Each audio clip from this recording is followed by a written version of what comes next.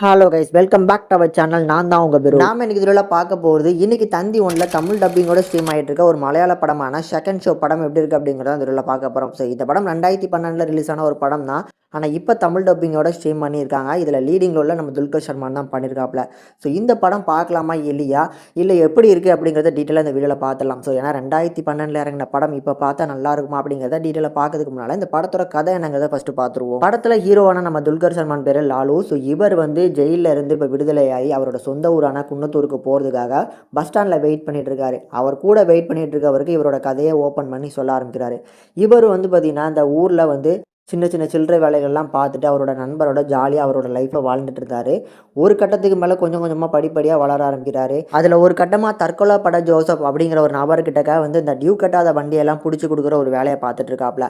So அதனால் அவரோட பழக்கம் கிடைக்கிறதுனால அவர் ஒருத்தர் தேடுறாரு, பட்டாசு அப்படிங்கிற ஒருத்தர். அந்த பட்டாசுங்கிற நபர் இருக்கார் பார்த்தீங்களா, அவர் தூக்கி போட்ட ஒரு பட்டாசுல தான் இந்த தற்கொலை பட ஜோசப் அப்படிங்கிறவரோட அண்ணன் வந்து இறந்து போயிருக்காப்புல. அதனாலே அவரை தேடிட்டு இருக்காங்க. ஒரு கட்டத்துக்கு மேலே அவர் கிடைக்கவும் செய்கிறாரு.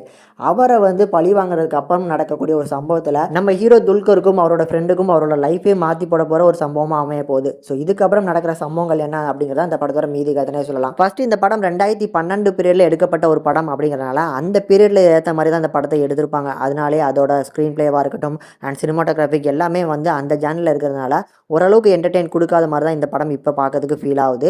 அதை தாண்டி இந்த படத்தில் இருக்கிற ஒரு பாசிட்டிவ் அப்படின்னா, படத்தில் வர நம்ம துல்கர் சல்மானும் அவரோட நண்பர்களோட அந்த பாண்டிங் ஆன் ஸ்க்ரீனில் பார்க்கறதுக்கு நல்லாயிருக்கும். ஸோ சில இடங்களில் அவங்க பண்ணுற அந்த ஹியூமர் சென்ஸாக இருக்கட்டும், அவங்க பண்ணுற அந்த லோக்கலான விஷயங்கள் அதுலமே வந்து பார்த்திங்கன்னா சில பேருக்கு கொடுக்கப்பட்ட அந்த கேரக்டரோட நேமுமே நல்லாயிருக்கும். எக்ஸாம்பிளுக்கு சொல்லணும்னா நம்ம ஹீரோட ஃப்ரெண்டாக வராருல, க்ளோஸ் ஃப்ரெண்டாக, அவரோட நேமுமே கொஞ்சம் டிஃப்ரெண்ட்டாக இருக்கும். அப்புறம் அந்த டியூ கட்டாத வண்டியை பிடிச்சி கொடுக்குறாருல அந்த தற்கொலை பட ஜோசப்னு, இந்த மாதிரி ஒவ்வொரு கதாபாத்திரக்கும் கொடுக்கப்பட்ட நேமெல்லாம் பார்க்கறதுக்கு சூப்பராக இருந்துச்சு.